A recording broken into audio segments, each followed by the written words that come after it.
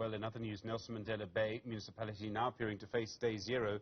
Dam levels continuing to drop. The Churchill Dam, currently sitting at just over 9%.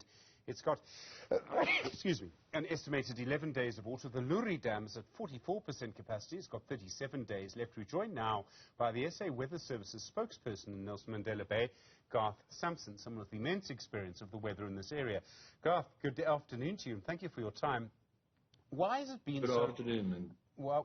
Thank you. Why has it been so dry in that area for the last couple of years? Is this out of the ordinary? Well, it's been dry since 2015 was the last year that we had above normal rainfall. Every year since 2015, it has been below normal. So there's no prospect then in the short term, or perhaps even the longer term, of it getting back to normal, whatever normal is nowadays? Well, if we look at it in the following route, over the next 14 days, there's no chance of significant rainfall. We will get some rainfall tomorrow evening towards Wednesday, but that's all going to be coastal, and most of it's going to fall out to sea. The seasonal forecast, the first little sign, and I'm talking little, is towards August, September, when it's very unsure. Before that, it's showing below normal rainfall. And we do have a bit of a break between May and August where rainfall is generally low. And when I mean low, we need an event of 50 millimeters and more in 24 hours. This event is usually caused by a cut-off low with a ridging high and a surface low, etc. Without going into detail, all these things have to be together. This will be the only system that will make a marked difference to dam levels. We get them predominantly, statistically speaking, in May, and then again in August, and then thereafter we'll have to wait until April next year. So if we don't get that system by August, we are in deep trouble. Garth, everyone's going to ask you straight out, is this climate change? I mean, could this be the future of Nelson Mandela Bay's weather?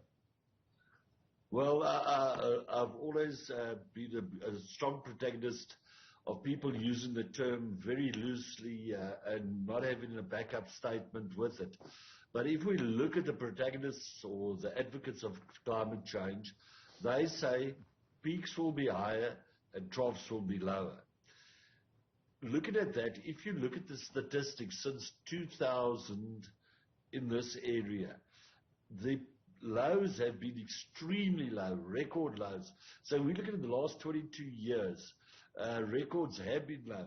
So it is pointing towards what the advocates of climate change are saying. I'm backing that statement up with statistics showing that there has been a marked number of lows. It hasn't been the worst meteorological drought on record, but by doubt it is the worst hydrological drought, which means a shortage of water.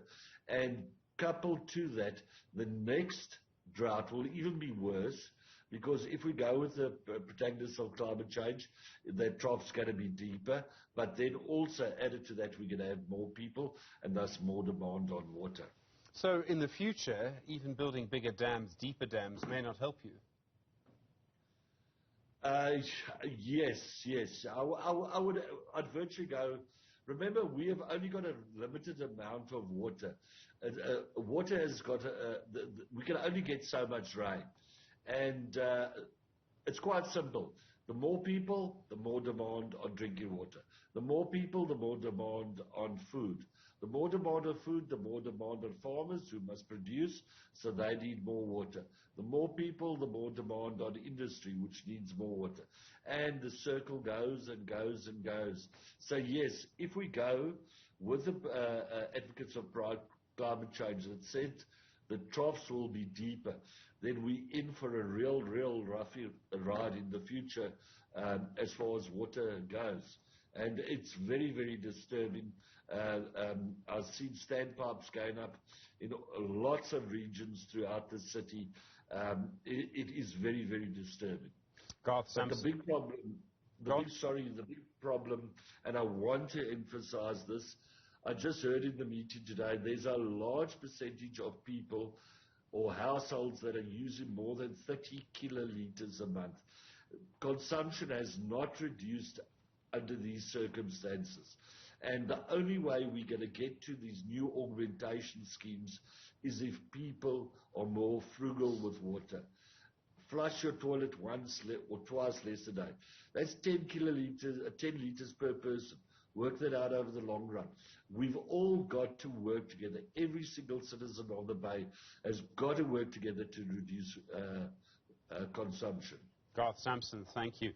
SA Weather Services, a forecaster for Nelson Mandela Bay. Let's have a look.